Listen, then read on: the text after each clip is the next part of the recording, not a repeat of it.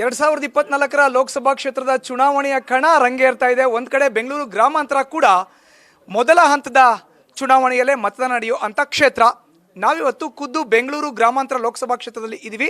Hat trick ಸಂಸದರಾಗಿ ಆಯ್ಕೆಯಾಗಿರೋ ಅಂತ ಡಿ.ಕೆ. ಸುರೇಶ್ ಅವರು ಈ ಬಾರಿ ಕೂಡ ಕಾಂಗ್ರೆಸ್ನ ಉಮೇದುವಾರಿಕೆಯನ್ನು ಸಲ್ಲಿಸಿದ್ದಾರೆ. ನ್ಯೂಸ್ ಫಸ್ಟ್ ಜೊತೆ ಡಿ.ಕೆ. ಸುರೇಶ್ ಇದ್ದಾರೆ, ಅವ್ರನ್ನ ಮಾತಾಡಿಸ್ತೀನಿ. ಡಿ.ಕೆ. ಸುರೇಶ್ ಅವರೇ, ನಾವು ಕೂಡ ಬೆಳಗ್ಗೆಯಿಂದ ಸಾಕಷ್ಟು ನೋಡ್ತಾ ಇದೀವಿ, ಜನ ತಾವು ಹೋದ ಕಡೆ ಅಭೂತಪೂರ್ವವಾದಂಥ ಸ್ವಾಗತ.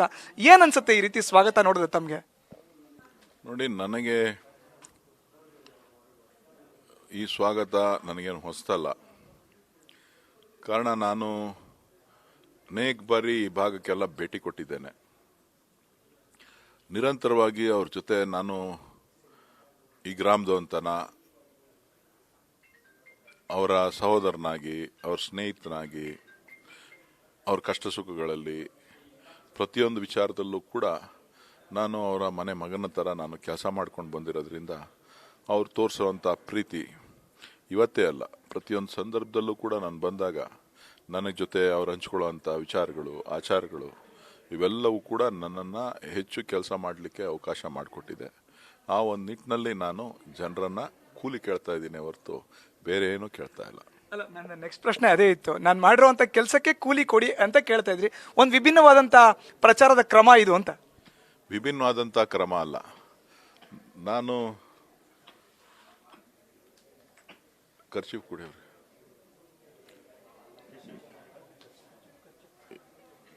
ನಾನು ನಿರಂತರವಾಗಿ ಒಡನಾಟ ಇಟ್ಕೊಂಡಿದ್ದೀನಿ. ಒಬ್ಬರ ಜೊತೆ ಅಲ್ಲ, ಪ್ರತಿಯೊಬ್ಬ ಕಾರ್ಯಕರ್ತ, ಪ್ರತಿಯೊಬ್ಬ ಗ್ರಾಮಸ್ಥರು ಯಾರೇನೇ ಬಂದರೂ ಕೂಡ ಅವರ ಅಹವಾಲುಗಳನ್ನು ಕೇಳಿದ್ದೇನೆ.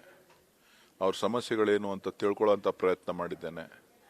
ಯಾವ್ಯಾವ ಸಂದರ್ಭದಲ್ಲಿ ಆ ಸಮಸ್ಯೆಗಳನ್ನು, ವಿಚಾರವನ್ನು ಎತ್ತಬೇಕು, ಯಾವ ರೀತಿ ಪರಿಹಾರವನ್ನು ಕೊಡಬೇಕು, ಅಭಿವೃದ್ಧಿಗೆ ಯಾವ ರೀತಿ ಕೆಲಸ ಮಾಡಬೇಕು ಅಂಥೇಳಿ ಪ್ರತಿಯೊಂದು ಹಂತದಲ್ಲೂ ಕೂಡ ಕೆಲಸ ಮಾಡಿರೋದ್ರಿಂದ ಸೊ ನನಗೆ ಇದೊಂದು ಚುನಾವಣಾ ಪ್ರಕ್ರಿಯೆ ನನಗೇನು ಹೊಸದಲ್ಲ.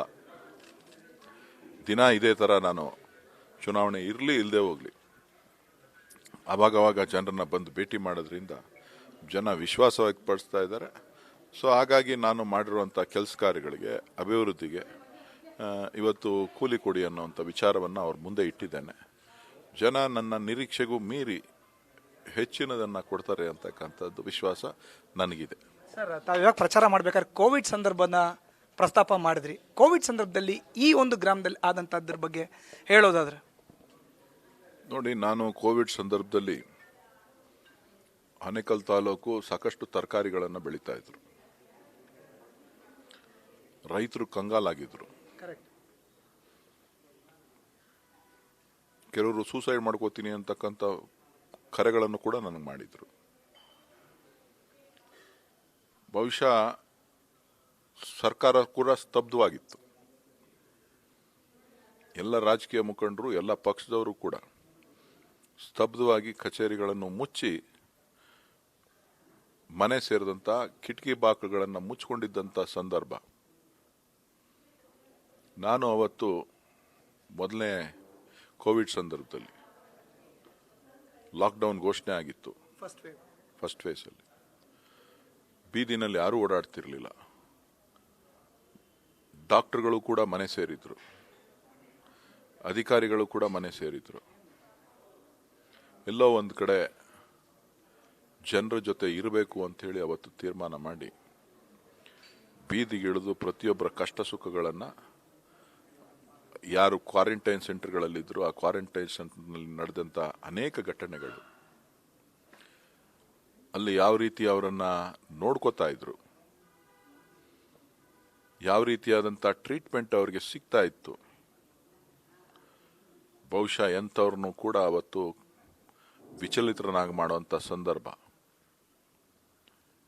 ಅವರೊಂದೇ ಒಂದು ಮಾತು ಹೇಳ್ತಿದ್ರು, ಸತ್ರು ನಮ್ಮೂರಲ್ಲಿ ಸಾಯ್ತೀವಿ, ದಯವಿಟ್ಟು ನನ್ನನ್ನು ಬಿಡಿಸ್ಬಿಡು. ಜೈಲಿಗಿನ್ನ ಕಡೆಯಾಗಿ ನನ್ನನ್ನು ನೋಡ್ಕೋತಾ ಇದ್ದಾರೆ.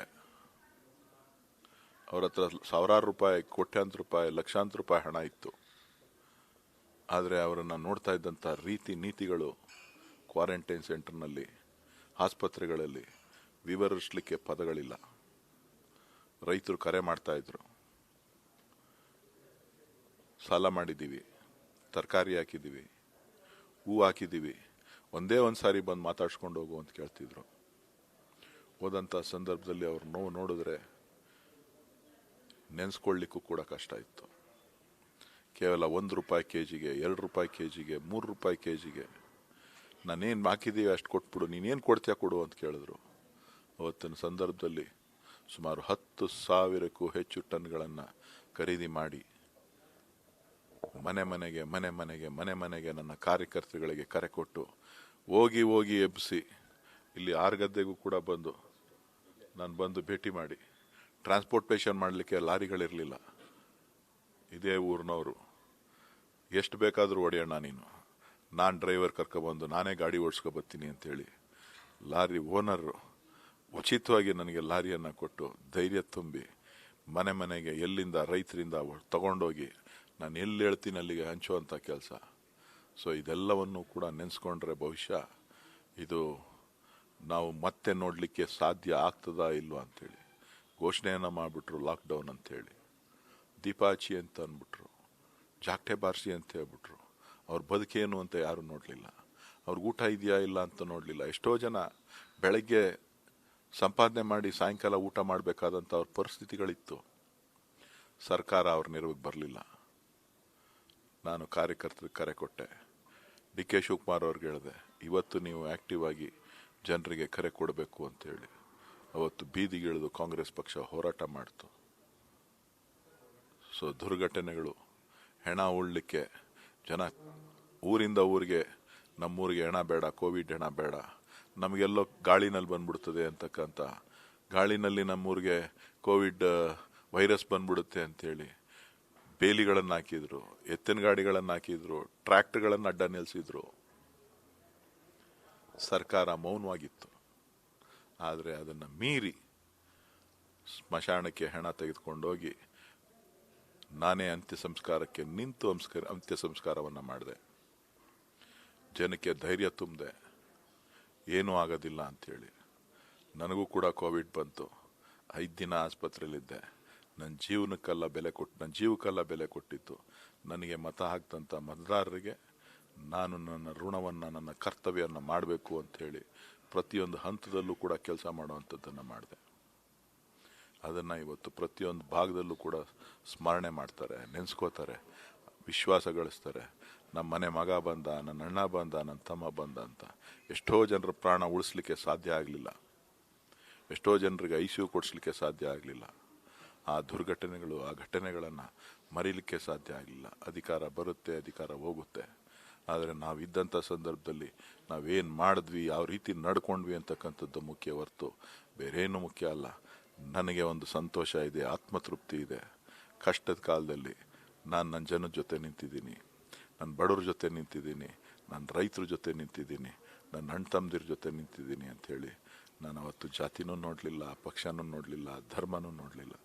ನನ್ನ ಜೊತೆ ಅವ್ರು ಯಾವ ರೀತಿ ನಡ್ಕೊಂಡ್ರೋ ನಾನು ಅದಕ್ಕಿಂತ ಒಂದು ಕುಟುಂಬದ ಸದಸ್ಯನಾಗಿ ಪ್ರತಿಯೊಂದು ಹಂತದಲ್ಲೂ ಕೆಲಸ ಮಾಡಿದೆ. ಆ ಪ್ರೀತಿ ವಿಶ್ವಾಸ ಇವತ್ತು ನನ್ನನ್ನು ಮುಂದಕ್ಕೆ ನಡೆಸ್ತಾ ಇದೆ. ಸರ್, ಆ ಕಹಿ ಘಟನೆ ಆದ ಬಳಿಕ ಈಗ ಮತ್ತೆ ಚುನಾವಣೆ, ಈ ಮಾತುಗಳನ್ನ ಮನಸ್ಸಿನಲ್ಲಿ ಇಟ್ಕೊಂಡಂತ ಮತದಾರ ನಿಮ್ಮನ್ನ ತುಂಬ ಹೃದಯದಿಂದ ಸ್ವಾಗತ ಮಾಡ್ತಿದ್ದಾನೆ. ಮತ್ತೊಂದು ಕಡೆ ಬಿಜೆಪಿಯಿಂದ ಡಾಕ್ಟರ್ CN ಮಂಜುನಾಥ್, ನಿಮ್ಮ ಎದುರಾಳಿ HD ದೇವೇಗೌಡರ ಕುಟುಂಬ, ಬಿಜೆಪಿ ಸಿಂಬಲ್, ಇದನ್ನ ಯಾವ ರೀತಿ ಎದುರಿಸಲಿಕ್ಕೆ DK ಸುರೇಶ್ ಅವರು ಸನ್ನದ್ಧರಾಗಿದ್ದಾರೆ, ವೇದಿಕೆ ಸಿದ್ಧಪಡಿಸ್ಕೊಂಡಿದ್ದಾರೆ ಅಂತ? ನೋಡಿ, ದೇವೇಗೌಡರ ಕುಟುಂಬ ರಾಜಕಾರಣದಲ್ಲಿ ಇವತ್ತಿಂದ ನಾವು ನೋಡ್ತಾ ಇಲ್ಲ. ಕಳೆದ 35 ವರ್ಷಗಳಿಂದ ದೇವೇಗೌಡರನ್ನ ಬಹಳ ಹತ್ತಿರದಿಂದ ನೋಡಿದ್ದೇವೆ.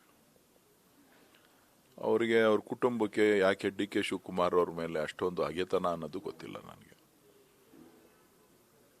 ಆದರೆ ನಾವು ಯಾರನ್ನೂ ಕೂಡ ಹಗೆತನ ಸಾಧಿಸುವಂಥವ್ರಲ್ಲ. ನಾವು ಎಲ್ಲ ಸಂದರ್ಭದಲ್ಲೂ ಕೂಡ ವಿಶ್ವಾಸವನ್ನು ಗಳಿಸುವಂಥ ಪ್ರಯತ್ನವನ್ನು ಮಾಡಿದವರು. ಆದರೆ ಎದುರಿಸ್ತೀನಿ ಅಂತ ಅಂದರೆ ಎದುರುವಂಥ ಪ್ರಶ್ನೆ ಆ ದೇವರು ನಮಗೆ ಕೊಟ್ಟಿದ್ದಾನೆ.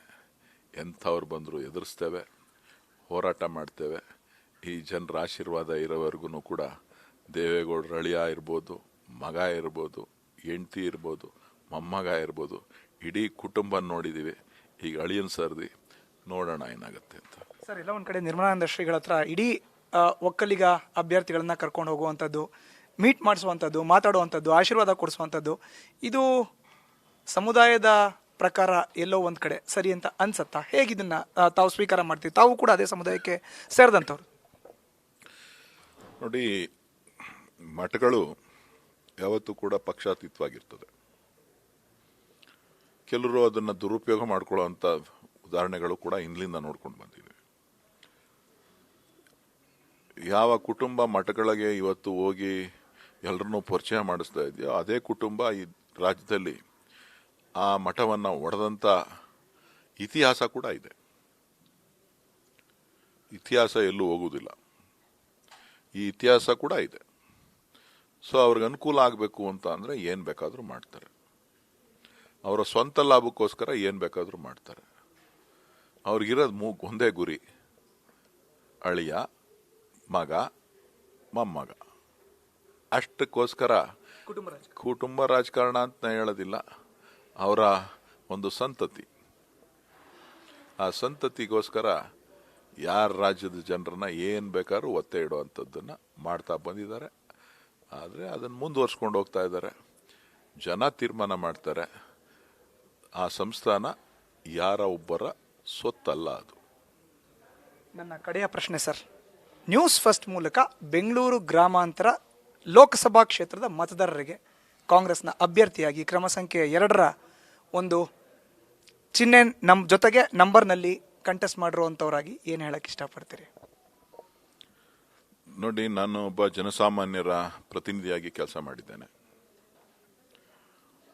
ಎಲ್ಲ ವಿಚಾರಗಳಲ್ಲೂ ಕೂಡ ನಾನು ರೈತರ ವಿಚಾರ ಇರ್ಬೋದು, ನೀರಾವರಿ ವಿಚಾರ ಇರ್ಬೋದು, ಮೂಲಭೂತ ಸೌಕರ್ಯಗಳನ್ನು ಕೊಡುವಂಥದ್ದು ಇರ್ಬೋದು, ಶಿಕ್ಷಣ ಕ್ಷೇತ್ರದಲ್ಲಿರ್ಬೋದು, ಆರೋಗ್ಯ ಕ್ಷೇತ್ರದಲ್ಲಿರ್ಬೋದು, ಜೊತೆಗೆ ಬೇರೆ ಬೇರೆ ಯುವಕರಿಗೆ ಹೊಸ ದಿಕ್ಕನ್ನು ತೋರಿಸ್ತಕ್ಕಂಥದ್ದು ಇರ್ಬೋದು, ಮಕ್ಕಳ ಜೊತೆ ಮಕ್ಕಳ ಪ್ರೋತ್ಸಾಹ ಕೊಡ್ತಕ್ಕಂಥ ಇರ್ಬೋದು, ಮಹಿಳೆಯರ ಅಭ್ಯುದಯಕ್ಕೋಸ್ಕರ ಸ್ತ್ರೀಗೆ ಶಕ್ತಿ, ಗುಂಪುಗಳಿಗೆ ಶಕ್ತಿ ತುಂಬುವಂಥ ಕೆಲಸ ಇರ್ಬೋದು.